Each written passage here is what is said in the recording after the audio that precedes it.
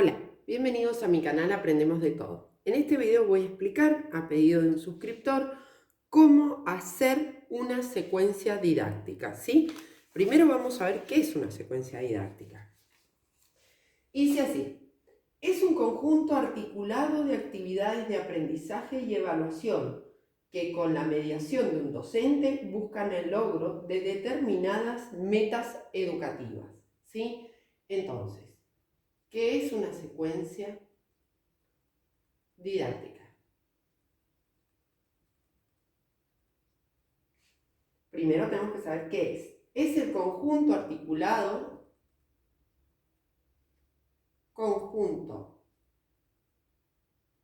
articulado de actividades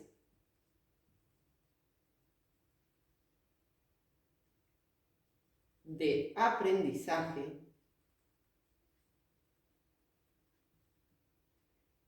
y evaluación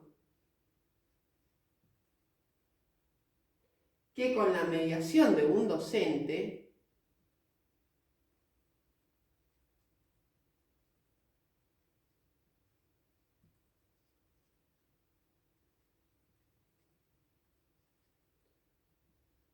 busca el logro de determinados o determinadas metas u objetivos, ¿verdad? Educativos. Bien, vamos a contextualizar. ¿Dónde se encuentra una planificación didáctica? Lo primero que vamos a tener es una planificación, ¿sí? Esta planificación es como general, tiene mayor alcance, ¿sí? Es un plan de mayor alcance. Luego tenemos dentro de esta planificación la secuencia didáctica. Ya les voy a explicar por qué está así. ¿Qué es la secuencia didáctica dentro de esta planificación? Es una unidad de planeamiento de menor alcance, donde se seleccionan los aprendizajes y contenidos en forma profunda, ¿sí? Entonces, es una planeación de menor alcance. Ya les voy a explicar por qué.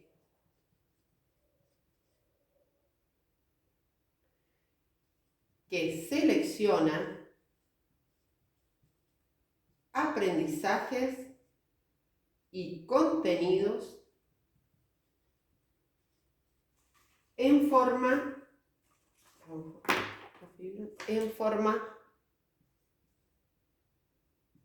profunda. Es decir, mi planificación me va a decir el grado, o sea, qué edad tienen mis alumnos, qué conocimientos previos tienen mis alumnos. ¿Por qué? Porque en esa planificación van a estar los contenidos que se enseñaron con anterioridad, ¿sí? O sea que me va a contextualizar. Bien, ¿qué es lo que vamos a ver ahora? Vamos a ver desde la planificación cómo realizar una secuencia didáctica. Vamos a ver el qué, a quién, cómo, con qué, cuándo y los pasos, ¿sí? Cada uno de los pasos. Además, voy a dar unos pequeños consejos no para automatizar, porque una planeación o una secuencia didáctica no se puede automatizar, no se puede industrializar. ¿Por qué no? Porque por más que he tenido 2 veces el mismo grado, o sea, por ejemplo, 6º grado, no puedo enseñar lo mismo a ambos grupos. ¿Por qué? Porque no son las mismas características, los mismos conocimientos previos, ni las mismas necesidades, ¿sí? O sea que es un trabajo que se debe hacer a conciencia. Sí puedo facilitarles el trabajo dándoles pequeños consejos. Bien. ¿Qué tengo que tener muy en claro? ¿Sí? Que debe estar en la planificación. Pero para realizar mi secuencia didáctica, ¿qué es lo que tengo que tener muy en claro? Primero,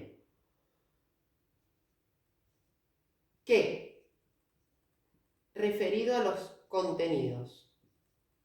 ¿Qué voy a enseñar? ¿Sí? ¿A quién? O sea, ¿qué edad tienen mis alumnos y qué saben mis alumnos? ¿Sí? ¿Cómo lo voy a enseñar?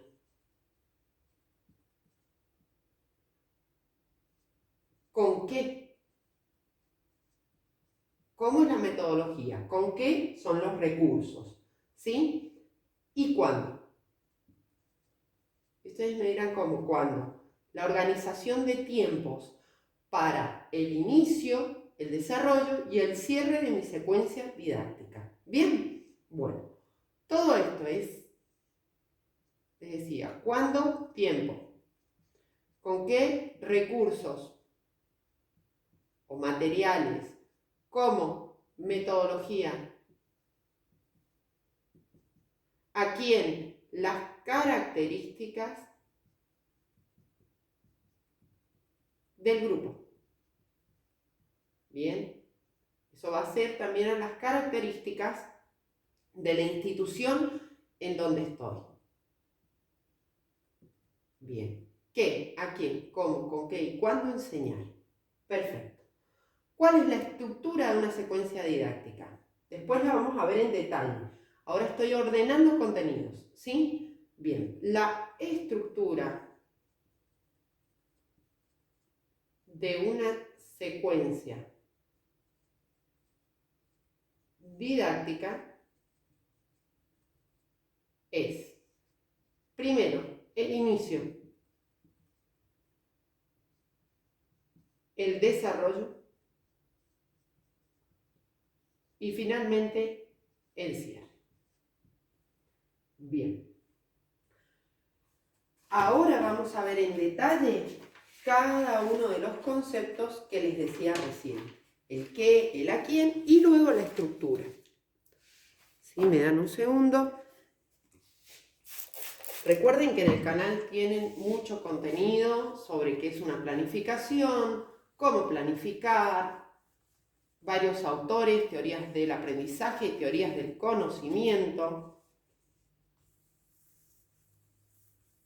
Y si tienen alguna duda pueden dejarla en los comentarios. Bien. Referido al qué enseñar. Referido a qué enseñar. Les decía que es el contenido o el tema que voy a enseñar. ¿A qué se refiere esto? Como consejo, el docente debe saber, debe aprender muy bien el tema, ¿sí? Debe ampliar la información según el contenido que se dé a nivel curricular, ¿sí? Entonces, ¿qué les recomiendo? Estudiar. Un docente no puede enseñar lo que no sabe. ¿Bien? Segundo, ¿a quién? Está hablando a quién voy a enseñar, a mis alumnos. ¿Qué debo tener en cuenta? La edad de mis alumnos, el contexto. Recuerden que la edad mental no es igual a la edad cronológica, ¿sí? Esto lo afirma Piaget en sus estudios. Es decir, un niño que tenga 7 años puede ya tener el cálculo mental o no desarrollado, ¿sí? No significa que la edad encierre diferentes habilidades o diferentes capacidades que pueda tener el niño. O sea que en eso tenemos que estar atentas, ¿sí? Tenemos que conocer a nuestros alumnos por medio de ¿qué? De un diagnóstico. Y ustedes me dirán, bueno, no tengo tiempo para hacer un diagnóstico, para hacer un examen, para hacer un trabajo práctico. El diagnóstico lo podemos realizar en forma oral, ¿sí? Preguntando, participando, un juego, ¿sí? Bien, ¿cómo? ¿Cómo voy a enseñar? Es decir, ¿qué metodología voy a aplicar? Dentro de esta metodología yo puedo seleccionar, por ejemplo, un ABP, ya sea ABP basado en proyectos o ABP basado en problema. Puedo trabajar el aula invertida. En el canal tienen la definición de cada uno de estos y ejemplos. Puedo trabajar actividades experienciales, puedo trabajar la interacción, puedo trabajar desde el socioconstructivismo, pero sí tengo que tener en claro en mi metodología, ¿sí? Bueno, acá hay un montón. El objetivo. Y dentro de este objetivo, les voy a dar un consejo. Hablen de sentido. O sea, ¿qué objetivo tal actividad va a tener para el docente? ¿Sí? ¿Qué quiero enseñar con esta actividad? Ese va a ser mi sentido, mi objetivo. Pero al mismo tiempo, ¿qué objetivo y qué sentido va a tener para el alumno realizar esa actividad? ¿Sí? Y ustedes me pueden decir, bueno, el objetivo del docente es que aprenda la multiplicación por 2 cifras. Perfecto. ¿Y qué objetivo esa actividad va a tener para el alumno? Y se lo voy a plantear a través de un juego y va a jugar, se va a divertir. Perfecto, ese es el objetivo del niño, divertirse. En el proceso va a aprender. Pero el niño tiene que tener un objetivo. ¿Para qué estoy haciendo esto? ¿Para qué estoy aprendiendo esto? Y ustedes me dirán, bueno, no puedo enseñar todo con juegos. Perfecto. Entonces, llévenlo a la vida cotidiana del alumno. Van a enseñar sistemas Simela, ¿sí? Van a enseñar, por ejemplo, superficie. Háganlo medir o háganlo trabajar con objetos que les sean familiares. No me digan un cuaderno y una carpeta. No, que traigan material de la casa para trabajar, ¿sí? Bien. Muy importante el tema del objetivo. Trabajar mucho la oralidad en ese cómo, ¿sí? Trabajar la oralidad. No dejo el material y que el alumno trabaje solo. No, debo interactuar, debo guiar, debo facilitar, no decir qué tienen que hacer, sí facilitar esa apropiación de saberes, ¿sí? Y debo definir en este cómo la acción.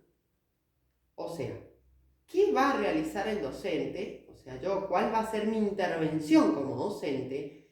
¿Y qué acción va a desarrollar el alumno? ¿Sí? ¿Por qué? Porque en estas acciones yo debo incluir variables. ¿Qué son las variables? Las variables pueden ser de dificultad, de conflicto, ¿sí? Sobre esa actividad que voy a trabajar. Bien, ¿el con qué? Es muy importante la organización de los recursos. ¿Qué necesito para trabajar esta actividad? ¿Sí? Llevarlo ordenado, llevarlo recortado si es que van a dar fotocopias, si van a hacer un juego, tener bien en claro cómo lo van a explicar. Porque si ustedes no lo tienen en claro, vuelvo a decir, no puedo enseñar lo que no sé. Bien. ¿Cuándo? La organización de los tiempos es muy importante. ¿Por qué? Si realizo una actividad sobre el horario en que va a tocar el recreo, el alumno sale, se dispersa, se olvida de lo que acabo de explicar. Entonces tenemos que ingresar nuevamente al curso, ordenar la tranquilidad y retroceder hacia lo que se explicó en la hora antes de salir al recreo. Entonces es muy importante la organización de tiempos, ¿sí? En esta organización de tiempos no significa que van a apurar la actividad, ¿sí? O sea, vamos chicos, que tenemos que seguir. No, deben desarrollar una actividad de acuerdo a los tiempos que tienen, ¿sí? Y tampoco importa si ustedes dicen, bueno, voy a dar 40 minutos para el inicio y resulta que los niños se entretienen, que los niños juegan, que los niños trabajan, que se ve que pueden diversificar esa situación didáctica y logran una construcción del aprendizaje más allá de lo previsto. Eso no se coarta, o sea, no se corta. Dejen que el alumno avance, ¿sí? No indefinidamente, porque si no, no van a lograr desarrollar la secuencia completa. Bien, ahora sí, vamos a hablar del inicio y el desarrollo de esta secuencia.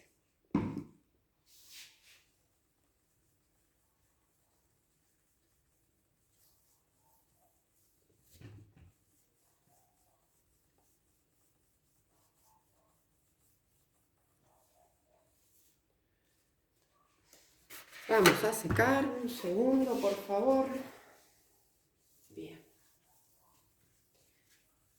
En este momento estoy trabajando sobre el libro de Guy Brusseau, el libro de Delia Lerner, y también estoy trabajando sobre el libro de Alicia Camilloni, ¿sí? En el canal van a ver las carpetas en breve. Bien, vamos a definir esta estructura en pasos, ¿sí? La estructura, dijimos, se divide en, primero, el inicio. ¿Qué debo tener en cuenta en este inicio? Dentro de mi secuencia didáctica, ¿verdad? Recuerda. Primero, el contenido que voy a dar. Si tengo alumnos, ¿sí?, con diferentes capacidades, porque ya realicé mi diagnóstico y ya sé, puedo hacer un recorte de contenido para esos alumnos, ¿sí? No desarrollen otro contenido, recorten el que van a utilizar para el resto del grupo. ¿Qué tengo que tener claro? Los objetivos. ¿Qué quiero que aprendan mis alumnos? ¿Sí? Ese es el objetivo docente. ¿Qué quiero que aprendan con esta actividad? ¿Y qué objetivo va a tener el alumno al realizar esa actividad? Otro tema. La motivación. Importantísimo en el inicio.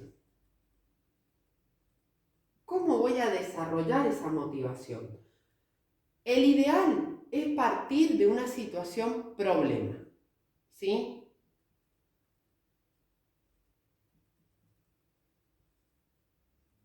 Cualquier tipo de situación que genere un conflicto, ¿sí? No hablamos de un conflicto material, sino hablamos de un conflicto cognitivo, pero se va a visualizar a través de un problema, ¿sí? De una situación que ellos puedan resolver partiendo de sus conocimientos previos para adquirir el nuevo conocimiento. Bien, esta motivación puede ser también un juego, un video. Recuerden con los videos no hacerlo muy largo, ¿sí? 40 minutos viendo un video. No. Si no, pueden verlo por partes, trabajar la oralidad, trabajar la reflexión sobre lo visto, que ellos vayan escribiendo, etc. Análisis, etc. Puede ser una lectura. Volvemos a lo mismo. Si la lectura es larga, debo ir partiendo esa lectura y reflexionar sobre lo que vamos comprendiendo. Cuando hablo de lectura didáctica, es que lee un rato un alumno, un rato otro alumno, un rato el docente, y así. Siempre se deben relacionar en este inicio los conocimientos previos. Siempre. ¿Se acuerdan de tal tema? Bien, esto se puede relacionar, podemos aplicarlo acá, etc. Trabajar la oralidad, ya les he dicho varias veces, y el alumno debe saber qué tiene que hacer en forma clara, consignas claras. ¿Cuál es el objetivo de esta motivación? Que el alumno quiera aprender, ¿sí? ¿Por medio de qué? Por medio de diversas actividades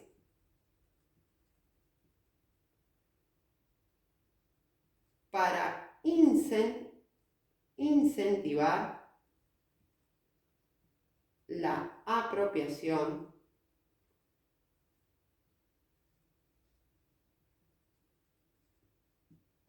del contenido.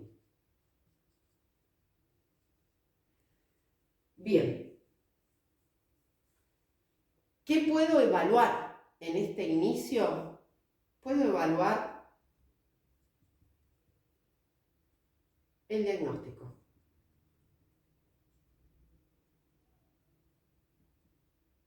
O sea, mediante tal actividad o tal juego, puedo diagnosticar qué saben mis alumnos, ¿sí? ¿Cómo lo saben? Y si logran aplicar lo que saben, que es muy importante, ¿sí? El saber y el saber hacer son competencias totalmente diferentes. Es decir, yo puedo dar toda la teoría de una secuencia didáctica y a la hora de sentarme a poner en el papel, a construir una secuencia didáctica, no lo sé hacer. ¿Sí? Bien. Entonces, de la competencia del saber a la competencia del saber hacer, hay un paso importante. Vamos al el segundo paso o la segunda fase, que sería el desarrollo de una secuencia didáctica. ¿Sí? Trata de lo siguiente. Trabajar la aplicación del saber, ¿sí? Que es lo que les decía recién. Trabajar la aplicación del saber. Dar ejemplos sobre lo que se está trabajando, ¿sí? Actividades de práctica.